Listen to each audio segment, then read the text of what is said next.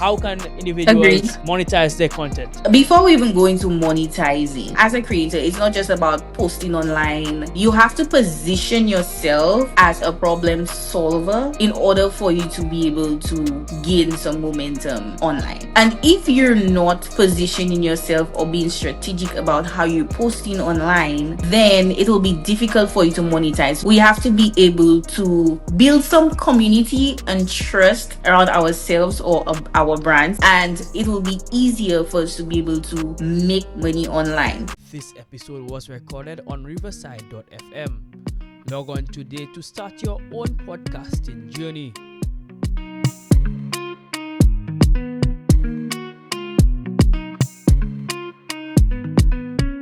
Hello, Sharine. How are you doing? Hi, I'm good. Great to hear. Great to hear. I'm very happy to have you on. This has been a long time coming. And it's good to Yes. actually, finally put a recording out with the two of us. So it's very good to have you. Um, I know you, I think pretty well, but I would like you to introduce yourself to my audience. Okay, so my name is Sharine Joseph. I am the owner of Blue Media Marketing and Blue Media Prints. We're a social media marketing and consultancy business, and we help business owners get online and stay trending. I have been doing marketing for a very long time, probably almost my age, but about 10 years or probably a little more than that. But my business has only been in operation for about 7 years. I am known for I am known as the girl who usually is online on social media giving marketing tips Right. and posting about these types of things, but we do much more than just social media. We do marketing consultations, we do content creation, we do reviews. We also have a line of ebooks that we offer. We have marketing templates. So we do mobile videography training, Canva training. So we're in a lot of spaces, but a lot of people just know us for being like on Instagram. Got you. Yeah, I didn't even know that you guys did so much, and I guess that's where we're going to take the conversation. So let's begin. So what inspired you to pursue a career in this field, digital marketing and social media consulting? Okay, so I had been in the media for a long Okay. time. When I first started in media, I used to look for IBAS radio. So I don't know if you've ever heard of IBAS radio, but that was a radio station like for a long time ago. Yeah. And I used to do sales and marketing for them and reaching out to a lot of the businesses, especially small businesses, about advertising at the radio station. When I asked them, that's around the time like Facebook had just started getting popular. Okay. And I used to ask them, "Hey, are you on Facebook?" And they're like, "No, I don't know how to navigate Facebook. I don't know how to operate Facebook. I'm not on Facebook and stuff." And then I realized that majority of the businesses that I was working with, they were not online. Mm-hmm. And I said, let me start a business offering social media marketing to these businesses. And that is how Blue Media Marketing was born. So that in addition to the fact that I love helping people, that has been the catalyst for how Blue Media Marketing was formed. Um, and then I wanted to focus a lot on the smaller businesses because they were the ones that were struggling to get themselves out there. And I figured being online would be another medium for them to be able to market their products and services. So that is how I got inspired to start Blue Media Marketing. For sure. So I'm seeing that you saw a gap and you decided to fill it. Pretty much. Got you. And I always discover that all the best businesses, the most thriving businesses are those which fill a gap, because obviously the market must want what you're selling, right? Exactly. All right, that's pretty interesting. So then, how did growing up in St. Lucia influence your storytelling and your branding? Because I know, for example, a digital marketer who grew up or lives in the United States or is only dealing with the United States market might market differently than St. Lucians. So did growing up in St. Lucia influence you in that regard as well? Yes, it does, because traveling to the US, the way they do marketing over there versus here, we in the Caribbean have much more flavor with Okay. our marketing, Okay. I will say. Especially in graphics designing, we have much more flavor. So I would say being in St. Lucia, it's the culture, it's the fact that we Caribbean people always make things more vibrant. We add more flavor and authenticity Hmm. to our marketing, and I think that's what basically derives the creativity for my type of marketing. Also, we're very community driven. Hmm. I mean, we work together. We like to work together. We kind of like a community, and we look out for each other, and that helps a lot with coming up with really creative ideas when it comes to marketing. So I do say that, being in the Caribbean, or being from St. Lucia in particular, has been very instrumental with the way I do marketing, because when I worked with a US company sometime in 2023, Hmm. their marketing was like totally different from what I was accustomed to being in St. Lucia. And I basically had to try to adapt to their form of marketing and teach them certain things that would help with their business as well. So I would definitely say, coming from the Caribbean, it makes it more like you have more of a vibe. The marketing is more of a vibe, to be honest. Got you, got you. So, would you say that is really unique to the Caribbean? Is it that what makes us stand out on the global stage, or do you think like maybe other regions, maybe the Latin American region or other regions have something similar, or are we just unique? I would say the Caribbean, Latin America, like once you see Hmm. marketing, you can tell, well, hey, this is from this person, or there must be a Caribbean person on the team. This has to be from the Caribbean, because it's just like a totally different thing. I watch some of these ads from some of these major brands, and I'm always saying, like, there has to be somebody with some Caribbean descent on these panels or on these teams, Hmm. because generally, I'm not saying that their marketing isn't good. That's not what I'm saying, but I'm just saying generally they just don't bring the type of flavor and vibe that we have Right. when it comes to their marketing. But their marketing do sell. Hmm. It's just that it depends on the audience. And a prime example is when I do my marketing, I do not use, I try to use people that look like Caribbean people in my Yes. marketing. I will not create a flyer or have a video and it has somebody that doesn't look like us in it, because it's not going to resonate with Hmm. our audience. So I mean, their marketing would be for their audiences, so they curate it in a way that feels good for their audiences. Likewise, for Caribbean people, we have to try as much as possible to use our own in our marketing, and this is the way that our audiences can connect with the message that we're trying to convey. For sure. But that is sometimes difficult, because for example, if you look for stock photos of black people, just black people, not necessarily Caribbean people, but black people, it's so hard to come by, and when I try to edit or do something myself, that is always difficult to come by. I guess we probably, as marketers, as storytellers, we need to do more of that, to put it out there so that we have a deeper pool to pull from, because it's very difficult to get that naturally online.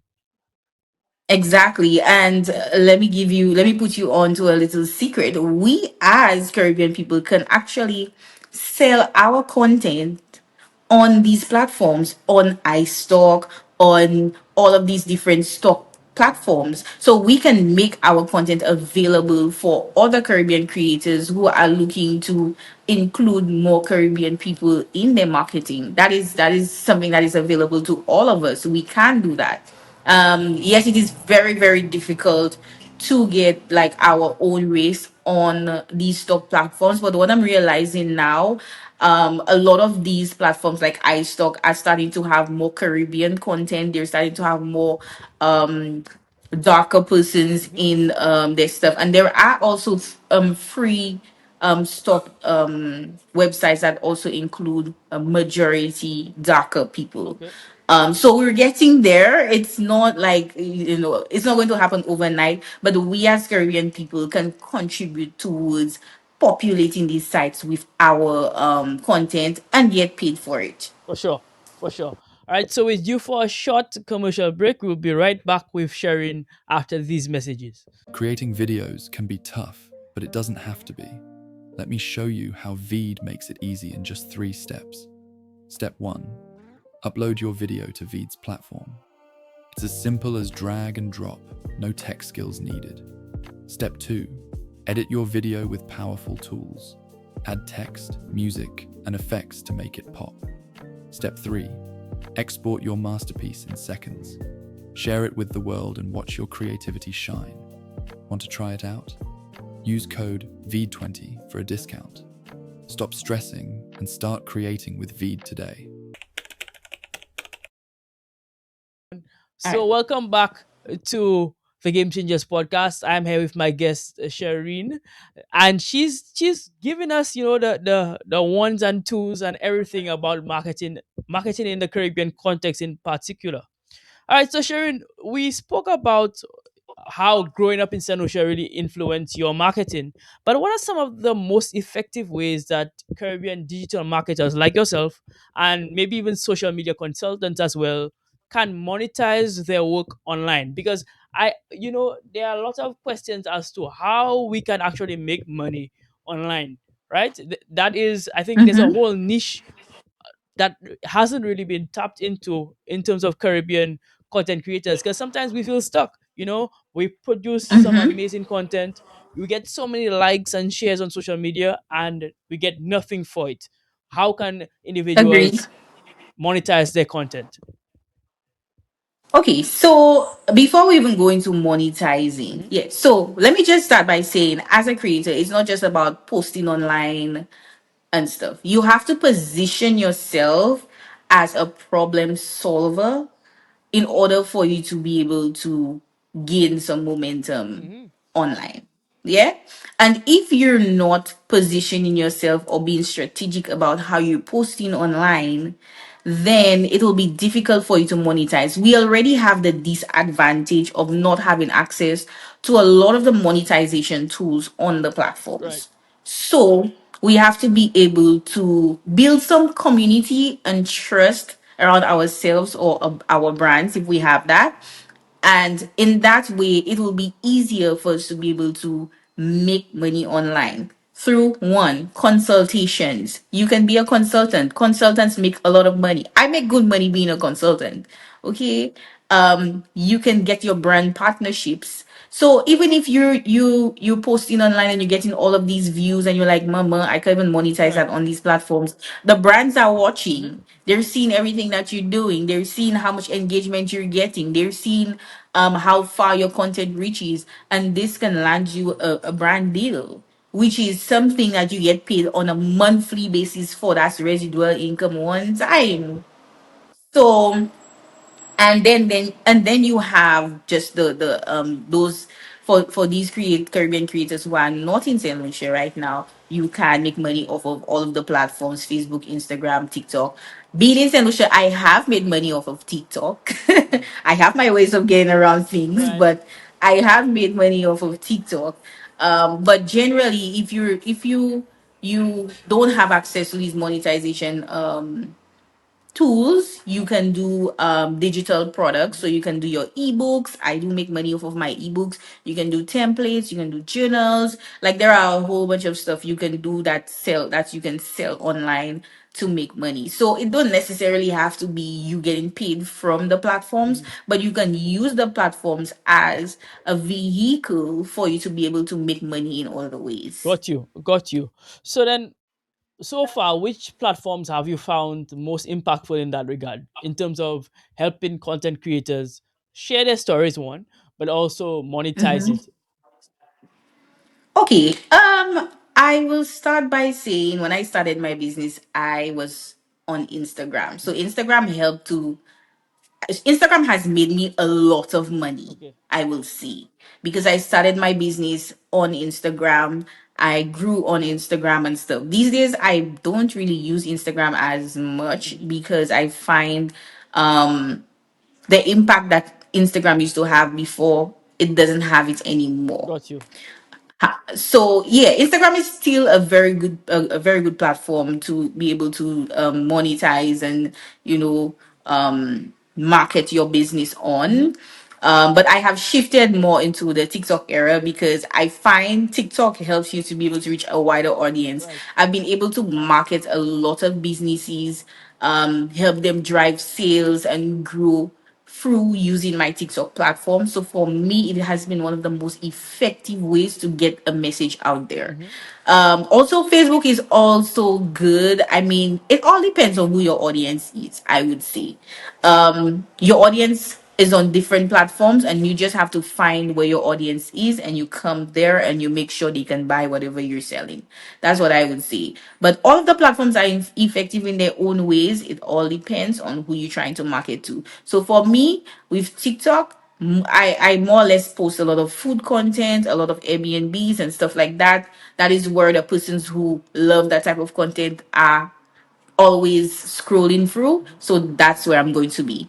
Likewise, if I want to do more marketing related content and stuff, I know my Instagram has a lot of small businesses. So if I want to do more serious marketing with selling my services, etc., I would definitely go to Instagram. Facebook does not have an impact on my business at all. To be honest, I only use Facebook for ads. Okay.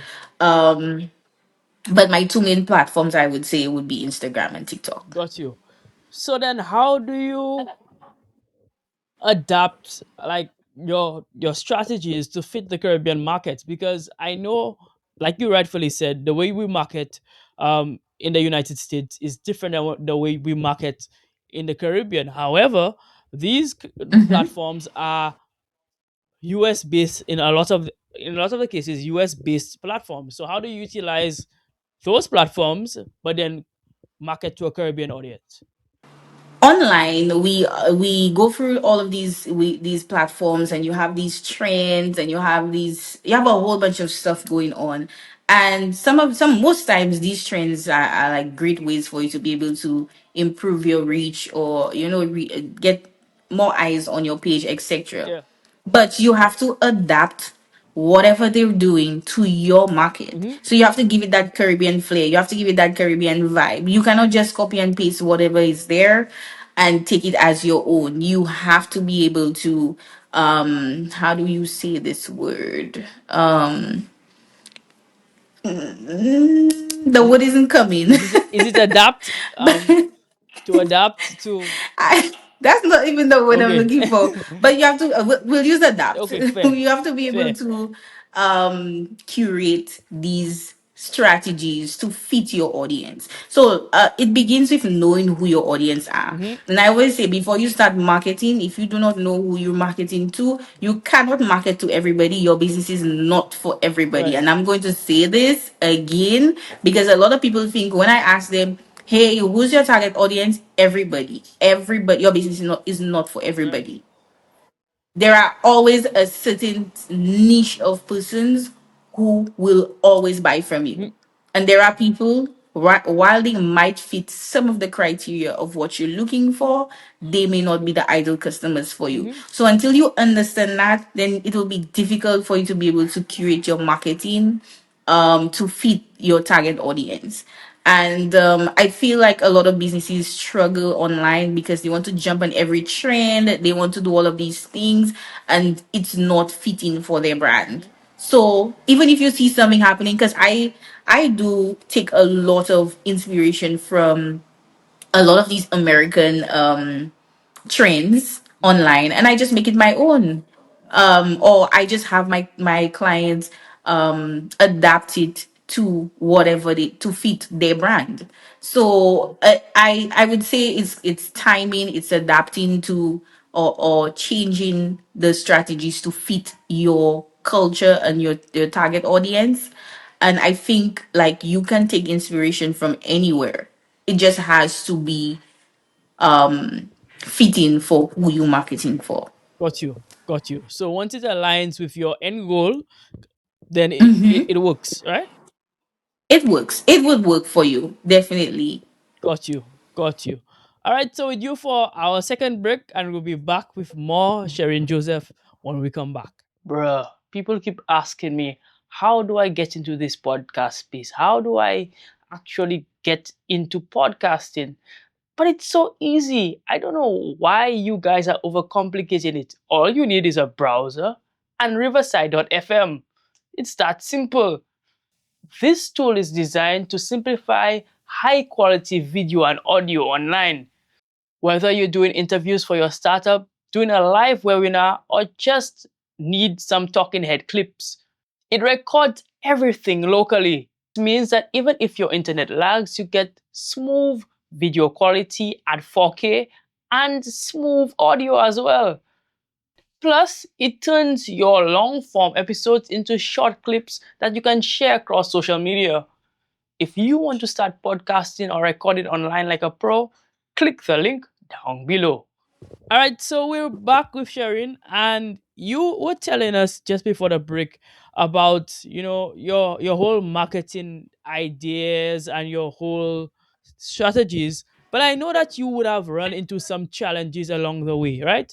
It's, I mean, For sure. any business, building any business, there are challenges. So tell me some of the biggest challenges, or maybe the biggest challenge if you can think of one that you faced in your career so far.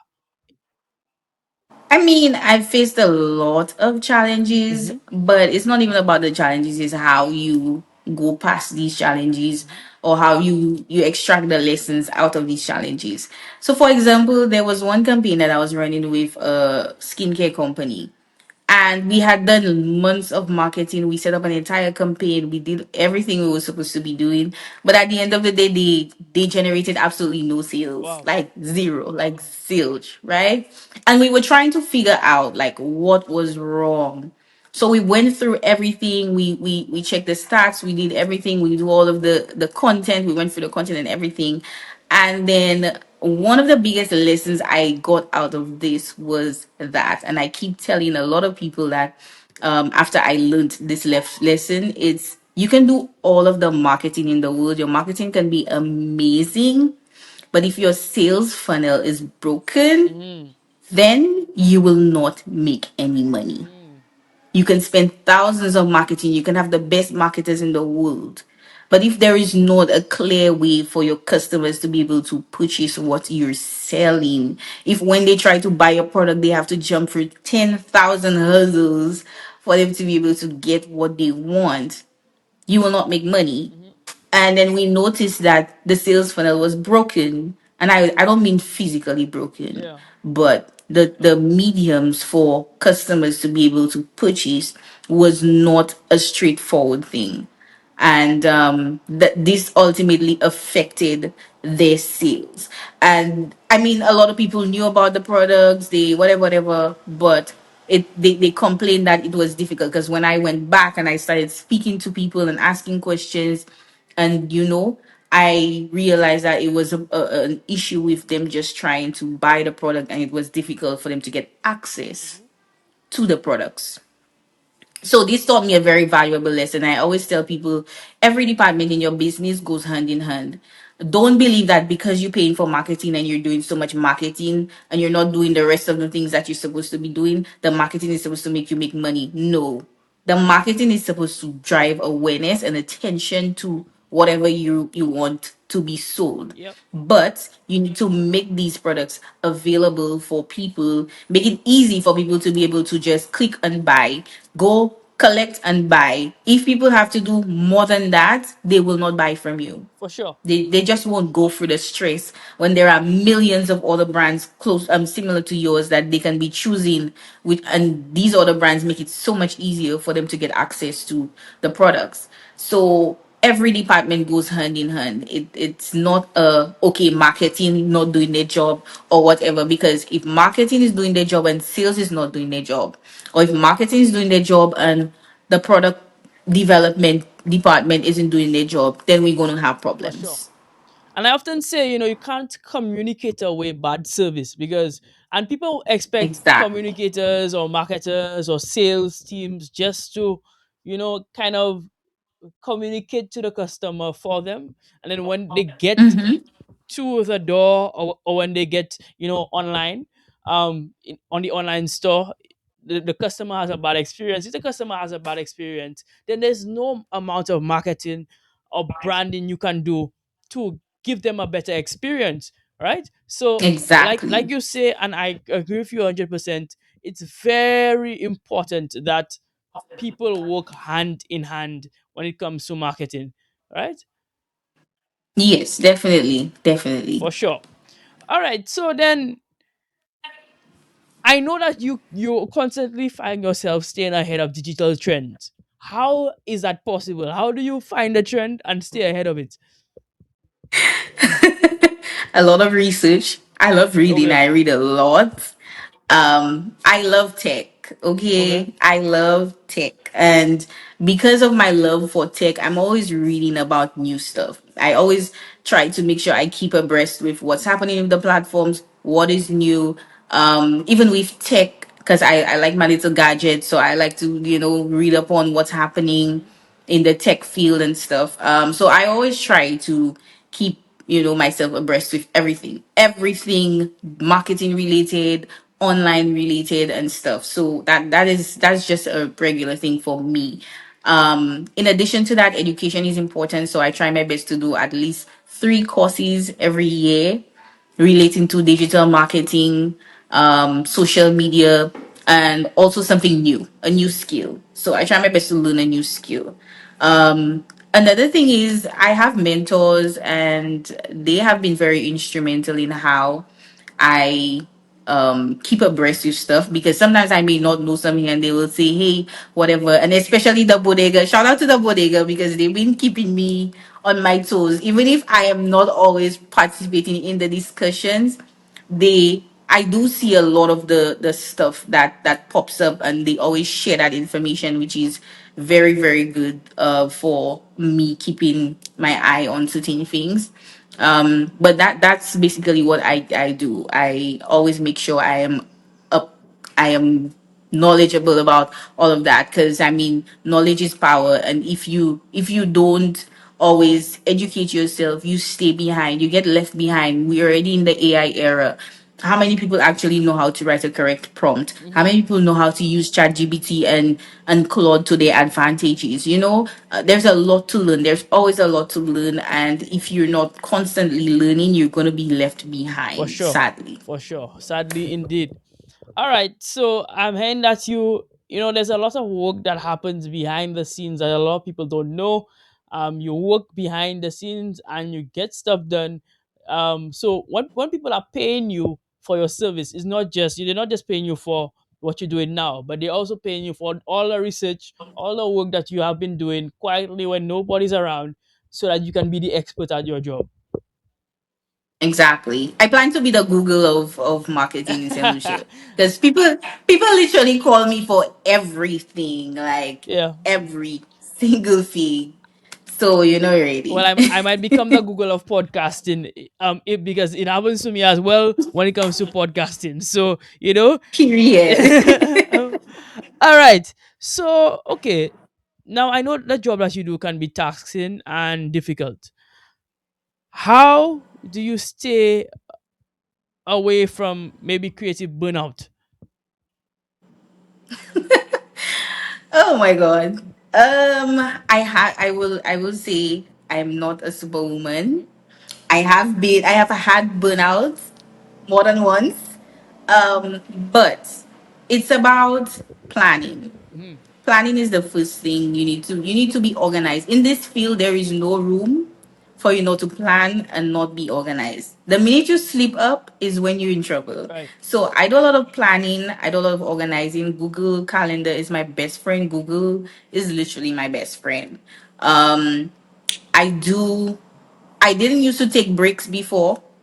I worked for 7 years straight with no breaks, no vacation, nothing. Wow. And then I realized that it was demotivating me, and I was suffering from burnout, a lot of burnout.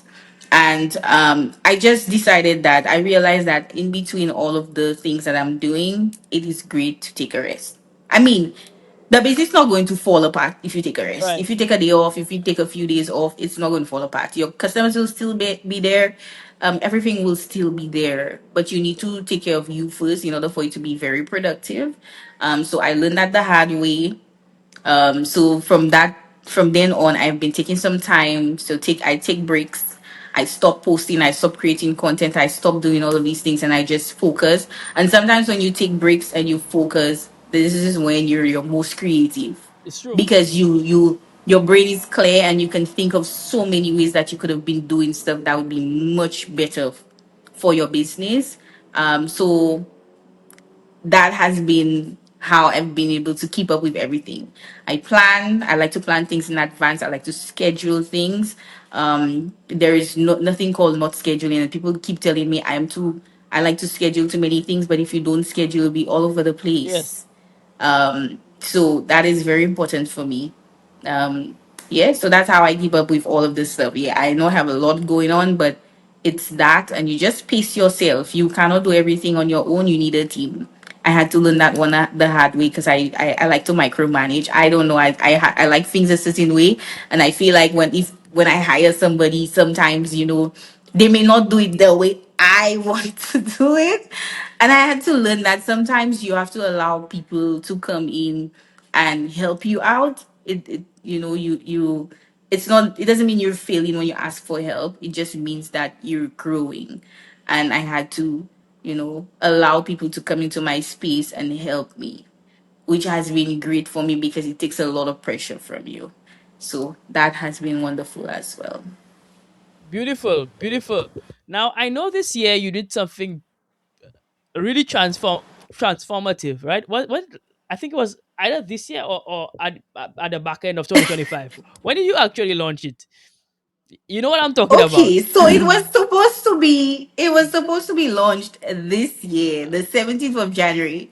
But when I started teasing it in December, because of the demand, I was like, I'm just going to release this right All now. right. Like, I was just going to do it. So tell us what it is. Just tell us what it is. Go ahead. So I launched my very first physical book, Hmm. because I've written about 3 or 4 ebooks Okay. prior to that. But Content That Converts is my very first physical book Hmm. that I launched late December last year. So this book stemmed from my burnout season.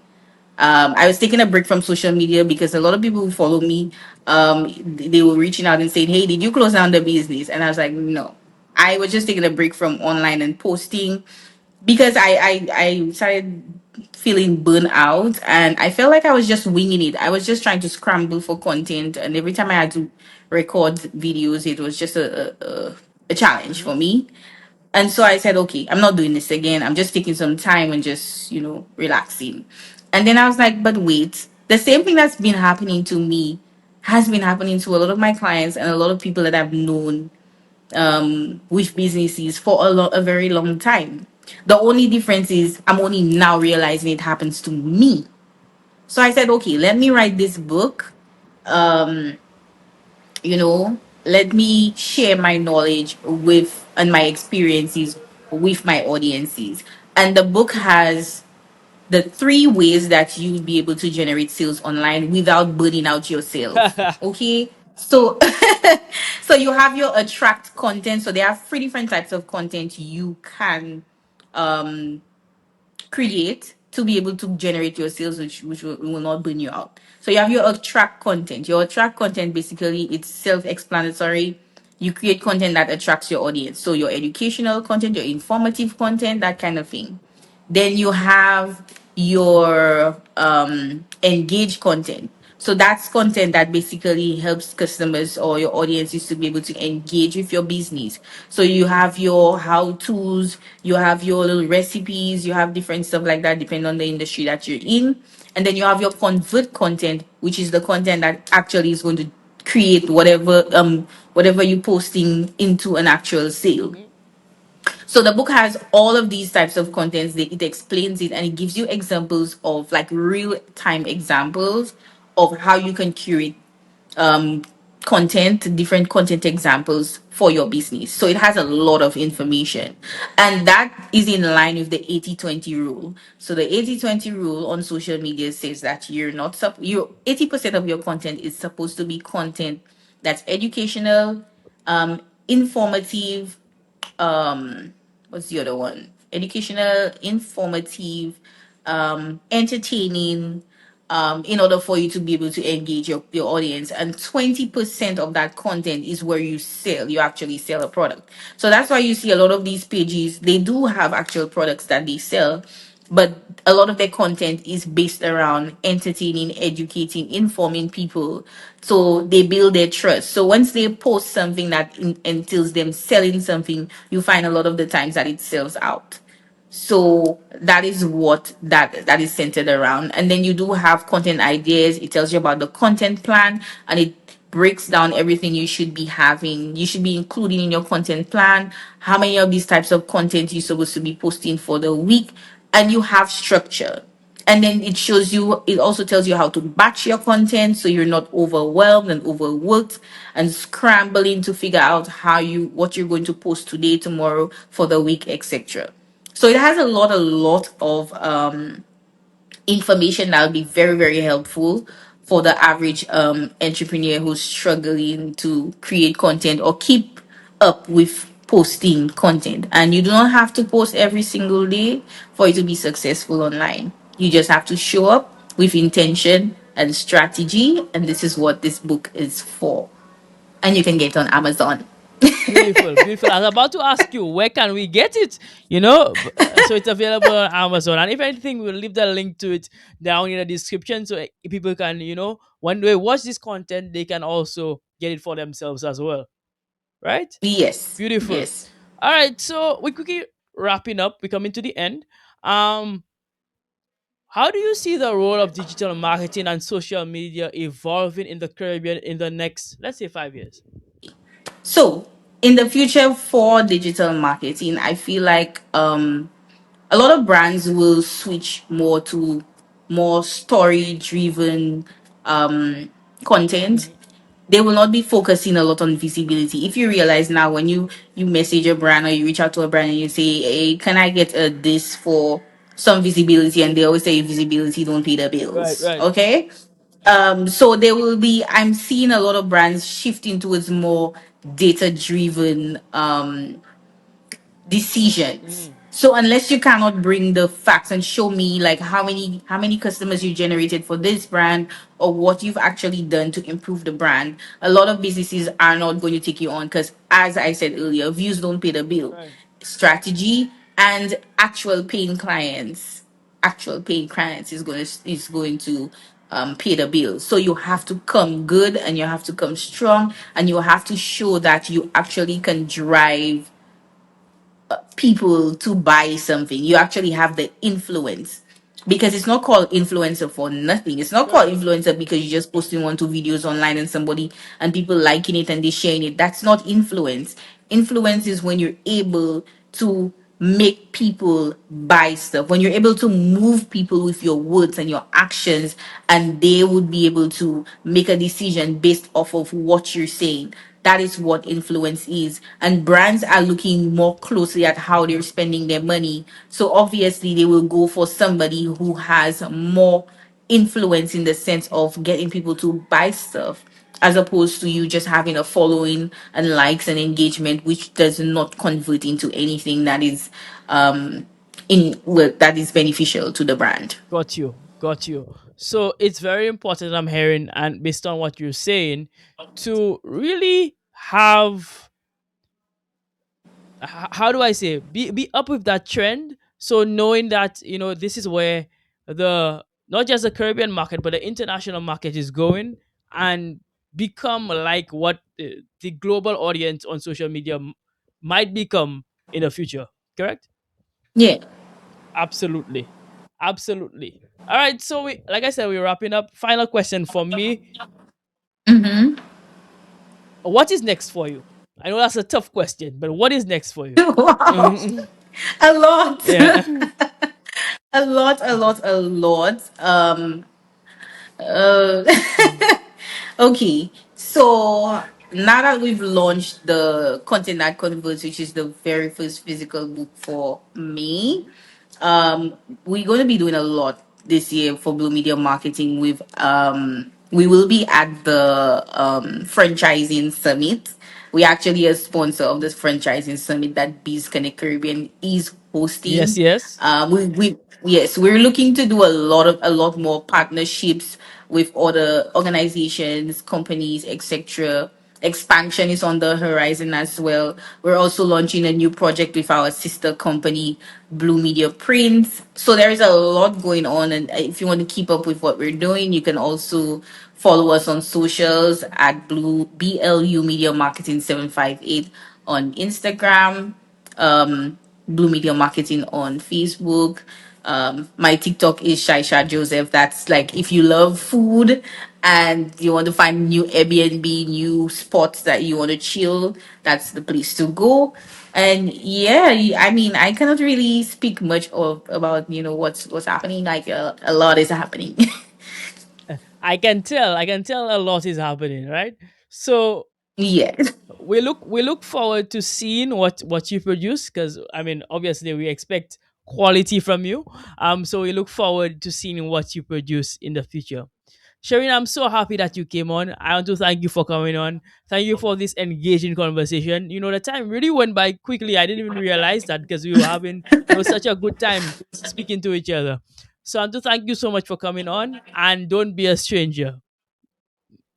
Thank you so much for the opportunity, and thank you so much for introducing me to your audience. And I do hope to have another discussion with you sometime in the future. Take care. Beautiful, beautiful. All right, guys. So this has been yet another Game Changers episode. Remember to like and subscribe and share this content to somebody who might need it. Also, visit our new and improved Game Changers website where you can get your Game Changers merchandise and so much more. Also, we are starting a new initiative. If you have an event coming up, you would want to connect with Game Changers. Game Changers will be hosting live podcast event podcast sessions rather at your event. So we look forward to connecting in that regard going forward. Anyhow, see you next time. Stay hungry, and I'll see you then. Bye bye.